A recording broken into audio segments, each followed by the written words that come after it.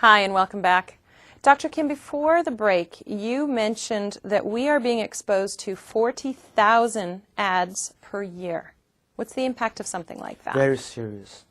Children cannot distinguish information from advertisement. So especially young children under the age of 10 cannot really distinguish that this is selling something or they are teaching something. So you're saying a child doesn't know when the show's ended and the ad has begun? That's correct. That's what I'm saying. Okay. So they are programmed without protection.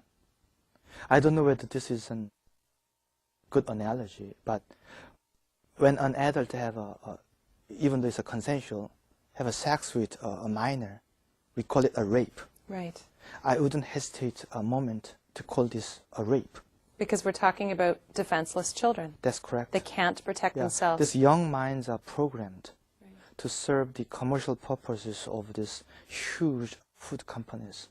Right. And Dr. Kim, it's not just TV shows, right? I mean, we're seeing this whole new generation of children doesn't know life without computers, without Game Boys. They spend so much time in front of this. How much time? 4 hours on the average in front of TV. Per day. Per day. It's wrong to believe that we have no time for exercise. They are spending 4 hours a day in front of the TV, and you cannot say you have no time. Well, when you think about 4 hours, I'm thinking it must be after school when they come home, yeah, or in the evenings, I suppose. That's correct. And I would think too that the way parents are stretched now, you've got both parents working, money's tight, that TV probably operates as something of a babysitter for kids these days. Cheaper babysitter, yeah, compared with taking them to athletic activities. This is safer and then cheaper. So I can understand that, but I'd like to point out at the same time the problems associated with that. There's a huge impact from that. Yeah, and then another serious problem with a lot of TV watching is they snack more while watching TV. Right, so they're eating more. And they're probably reaching for things that contain the fructose and the palm oil. Yeah, and salty foods, salty snacks. Right. And then at the same time they are constantly being stimulated with this advertisement. So screen time, how much time you spend in front of TV and computer has a direct consequence on obesity. Undoubtedly. That makes complete sense. So when we think about, the parent's perspective, because obviously computers play a role as being educational as well. There's reasons for kids to be on the computer. Parents are stretched. How do we, as parents, do something about this with our children? How do we control their time without having a massive rebellion on our hands? We all know that we parents these days are very reluctant or less willing to confront children. Right, and why is that, Dr. Kim? I think it's a social trend. Right. So we are less confronting. So less boundaries and then for our children? Yeah, for the last 50 years, so-called child psychology led us to believe that we should not confront them, we should not discipline them. So basically, what we are looking at is a generation of overindulgence with a lot of freedoms, a lot more freedoms than we had when we were children. Right. So if they exercise their freedom in what kind of food they eat, and how much they eat, when they eat, so we see a problem here. So Dr. Kim, you said 4 hours a day is what children are generally spending in front of the television or the computer. So what can we as parents do to cut back on the amount of time that they're in front of the screen? We should reduce our TV watching time ourselves. So maybe set a different role model for them. And then what I usually recommend is absolutely no TV on Saturday morning. I can't even imagine the screams you'd hear in most households if you tried to pass that. It's very difficult because as parents, we are less willing to confront the conflict with the children these days. So you're not talking just about television, you're talking about generally. Especially the conflict regarding TV watching is the most serious conflict, they say, that exists in the family. So parents are just kind of stepping back and letting their children do what they do. Yeah, and these days there has been a debate. I think it's a very, very foolish debate. Is it okay to put a TV in children's rooms? And what do you think about that, Dr. Kim? Absolutely no. Yeah, I can tell before you answer the question. Yeah. So that's not good. So we should at least reduce our own TV watching time. And then absolutely no TV on Saturday morning. That's going to make a big difference if you can get that passed in your household. That's some difference. I don't know whether it's enough, but the obvious fact is that we spend too much time. Right. Ourselves, adults, we spend too much time in front of TV. Right. And then we set that example. Yeah. And then the children also spend too much time, and that leads to obesity. Right. And you said before, 4 hours a day, and we're saying we have no time. We have no time to exercise. That's what we hear from adults all the time. Yeah, and the 4 hours you're spending in front of TV, and you say... Suddenly you have 4 hours to go out for a run or go play some tennis or whatever. But again, let me point out that it's easier said than done. Absolutely. Well, we have a lot of statistics that reflect exactly what you just said. So, Dr. Kim, we talked about so many different things that lead to obesity. We talked about some of these new ingredients in our food. We've talked about a whole wide topic of things. So what are some other ways that we can feel more empowered? What are some things that we can do generally to combat this obesity, which is clearly getting out of control? We believe that parents should be more involved. And then there are so many myths. We should change our way of thinking on certain things. For example, people think if parents start using more influence, they are afraid that children are likely to get anorexia or bulimia. That's going to be the backlash. That's what they say. But we know that these two diseases, like anorexia and bulimia, even though they're very serious, this is a very rare diseases. Right. How rare? Very rare. 1 or 2 out of 100,000. And then it is limited to white and affluent classes. So clearly not impacting the population as a whole. And then they can afford to see specialists. And then there are actually very good, effective drugs against it. Right. So because of this distant and rare possibilities of these rare diseases, parents do not exercise their influence over what children eat and how much they eat. It's absolute nonsense. Right. We have the statistics that demonstrates that the more parents exercise their influence, the healthier the children's eating habit, and as a consequence, fewer cases of obesity. Right. So you think parents just don't want to be a nag? They don't want to hassle their children? Yeah. Feel like they're hemming them in and taking away their that's not good. Creative opportunity or what have you? That's not good. Yeah. So, Dr. Kim, don't we as these biological bodies know when we're full? That's another myth. Unless we are taught, not many people know what is full.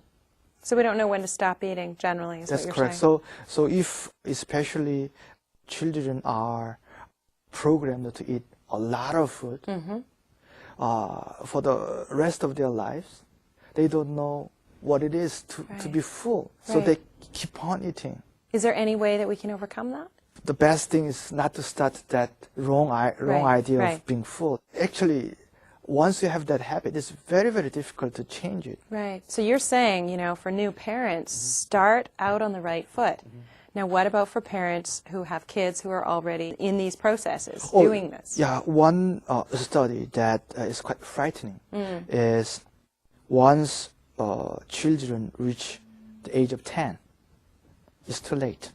What that study says is that before the age of 8 and 9, that's the moment where our parents' influence or our nagging or whatever. Right. But after 10, they say it's too late. Right. So you've got to get them in that window. You've got to be able to be a parent that's interacting with your child in a way that you can work with them and helping to educate them differently. That's correct. So you're saying that we don't know when we're full, and we hold back on hassling our children because we want to be tolerant and give them all these freedoms. What about our school system? I mean, surely when kids are going to school, they're having an opportunity to run around the field, and isn't that helping? So, parents believe, or want to believe, that when we send our children to school, the school will take care of these physical activities. But you know, see what happens in California. They removed most of the budget for physical education. And then school, on the other hand, they want to believe that these physical activities are taken care of by parents.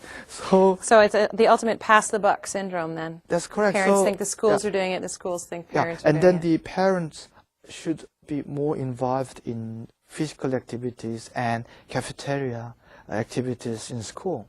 Right. So we cannot really pass the buck to school anymore. Right, because what are cafeterias serving, by the way? What kind of food do they serve? Oh, it's nice to know that there are some changes these days, but mostly highly unhealthful foods. Yeah, French fries, pizzas, so fast food, soft drinks. Right. These fast food chains quite successfully made an inroads in the cafeterias of the public school system. Of course, you know, the key word there is again customer loyalty. Right. They should start earlier, but the problem is they are successful there. Right. Yeah, they're making money, so it's working. Yeah, and then the children become accustomed. Right. Accustomed to this fast food, and they grew up with a wrong idea of what the right food is. Well, and I was just going to ask the question, and you're just segueing into that. Don't we naturally know what we should eat? We are supposed to. Yeah. Don't we crave what our body is actually requiring? Yeah, but if we are bombarded with these wrong foods, right, since when we are very young, that natural ability to choose or to crave for the right food, that ability itself is weakened. Right. So the program is set from when we're a child. So we can no longer know that actually right now I'm low in a particular nutrient and I need to eat broccoli or I'll crave broccoli. Yeah. For example, such high calorie food and then meat. Right. This highly saturated fat. There are studies that say that once people begin to taste those foods, they keep on craving for that. Right. Yeah. So you set a tone. So that kind of proves what I just mentioned, that we may be losing our own ability to crave for what we need. What naturally we need. Yeah. We are going against that natural protection we have. Right. Is there any role in here for artificial sweeteners? Yeah. Artificial sweeteners are actually, they're just artificial, and then quite contrary to what they believe, that's a very unhealthful product. So it's not actually going to benefit us if we're cutting out our high fructose corn syrup and replacing it with Splenda or one of these other sweeteners. Yeah, it is not a substitute for sugar. It is not a substitute of high fructose. Right. It's just another food additive. Right. It's just fooling our taste buds then. It is very unhealthy. Right. So that's not the answer. Okay. So we want the answers. We want to know what we can do differently. Give us some ideas. How can we start to take the power back and start to become, in the driver's seat of this issue? What can we do, Dr. Kim? I should mention again, the parents should get more involved. Right. So get involved. If you're a parent, you're watching this, get more involved. And then parents should be more involved in the physical activities themselves. So become that role model. Yeah. There's a definite statistical correlation between the obesity of parents and obesity of children. Definitely. That makes sense. So physical activities, that just runs through the generations. Right. And then eating habit should be changed definitely. What I would really like to emphasize here is we should do more home cooking. For example, 2 weeks of eating outside leads to extra 2 pounds. Right. Americans these days eat, you can say 40% of their time outside. That's way too much. And because of this industrial and commercial competitions, when we eat outside, we are exposed to a lot higher calories. So eating at home more often is one of the key things we can do. Right. So with some planning, because again, people are going to make the argument, I have no time. So turn off your television, sit down and meal plan. And then when mothers begin to cook more often, they themselves become more conscious of what healthy food should be. Right, right. So I'm curious, we see oftentimes on packaging fortified with vitamins and minerals. And what's the deal with that? Is that something important to consider? I think this marketing. So they fortified vitamins, very, very minor amount. Right. Yeah, ignorably minor amount. But that allows the company to make health claims. Right. So just because they added that minor amount of vitamins, they can say, this food has this has benefits, while at the same time they are shoveling sugars and fructose in the same food. Right. So it's kind of the bait and switch. Look over here and get excited about the fortified, but what you're not really understanding is how much high fructose corn syrup, etc., is in this product. So whenever I read this health claims, something fortified, I kind of laugh at them. Right. Yeah, it's not right. It doesn't pan out, is what you're saying. It doesn't hold water. It's not right. Yeah. What about dietary supplements? Some dietary supplements are very good. Some dietary supplements are dangerous. Right. How do we distinguish between? For example, we are exposed to such advertisements like 10 pounds in 3 weeks type of advertisement of dietary supplements. Right. That's not right. One criteria I would recommend every parent when they are considering using dietary supplement for their children. When normal people take this dietary supplement, normal weight people take this dietary supplement, do they still lose weight? If yes, that's something dangerous. That's not something to do then. It's not a good drug. Safety. Safety above all. Yeah. And then we are talking about the body of children. Right. And then in relation to dietary supplement, I'd like to mention the benefit of green tea. Yeah, green tea seems to be one of the most safe but quite effective help I've heard this. For children to lose weight. Right. Well, I've heard a lot of women talking about starting to add green tea to their diet and noticing that they're actually shedding 5-10 pounds over a few months. Yeah, and then it contains a lot of antioxidants and a lot of vitamins. Right. So green tea, I recommend every parent. Yeah. Okay. Dr. Kim, Halloween. Yeah. What do we do about Halloween? Birthday parties. Yeah. Halloween. Christmas. These kind of sugar blasting occasions. Sugar blasting. Sounds apt. Sugar blasting is a medical term, actually. Is that right? Yeah. No, it's very descriptive. Yeah. And then Halloween, they have started the aftermath of Halloween.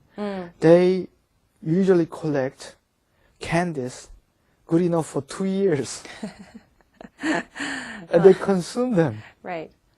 We should stop right away. Yeah. Sending children out on Halloween days. That's not right. So I think Dr. Kim, you're going to have your hands full trying to boycott Halloween. I completely understand the benefit to us to do something like that. But I have been saying that it's easier said than done. Easier said than done. If somebody asks, Dr. Kim, are you doing, or just saying everything you just said, no, I cannot say that. Right. Yeah. Right. But I think the most important point you make in all of this is that we need to change the way we think about things. That's correct. Yeah.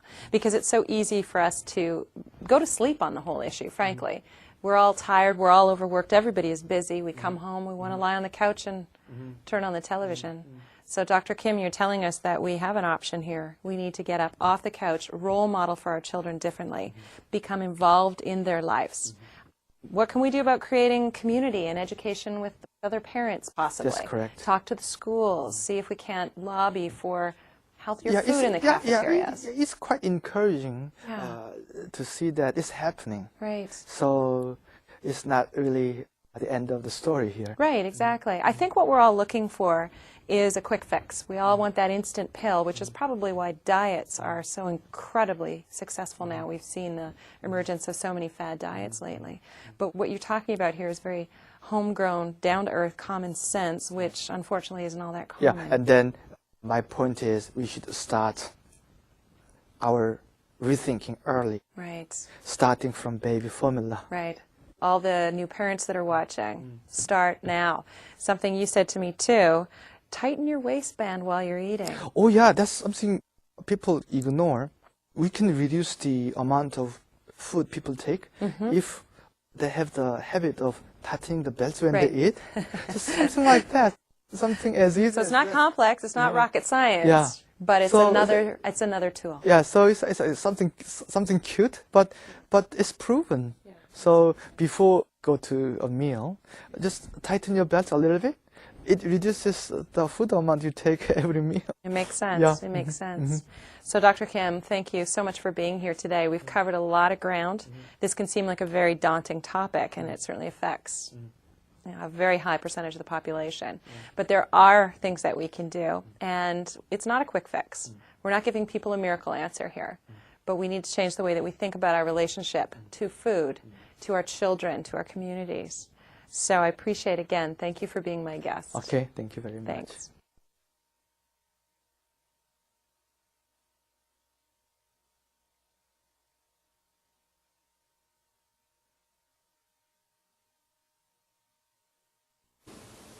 비만과 성적은 큰 상관관계는 없는 것 같아요. 보면은 되게 비만이 활동을 덜 해서 오는 경우가 많고, 오히려 어떤 애들은 우리 중학교 애들을 보면 생활이 참 어떻게 보면 비참하다고 할까 그렇거든요. 밥 먹고는 학원 가야 하고, 저녁 때 학원 갔다가 또 한 9시, 10시까지 앉아 있다가 다시 집에 와서 또 학원 숙제를 하고 학교 과제물을 챙기고 그대로 쓰러져 자는 경우가 많기 때문에 오랫동안 자리에 앉아 있으면서 칼로리를 소모하지 못하고 좀 뚱뚱한 것 같은 친구들이 오히려 학교 성적은 좋은 경우가 있거든요. 그래서 그런 활동을 제약하는 우리나라의 좀 그릇된 교육 문화 같은 그런 것들이 오히려 비만을 더 조장할 수 있지 않나 하는 걱정을 합니다. 우선 목표를 정해주고 거기에 따라서 행동을 갖다가 옮기도록 이제 조언을 하는데요. 첫 번째는 자기가 되고 싶은, 그러니까 어떤 체중 목표라든지 그런 걸 정하도록 하고, 두 번째는 거기에 따라서 어떻게 음식을 선택을 하고 어떻게 운동을 해서 효율적으로 목표를 달성할 것인가 하는 것을 정해주게 됩니다. 그래서 성공적인 체중 감량을 위한 식사 일기라는 걸 갖다가 우선 권하는데요. 그래서 10%의 체중 감량과 20% 식사량을 감소시키고 30분간 운동하기, 이런 목표를 갖다 정해서 정기적으로 병원에 들르도록 권하고 있습니다.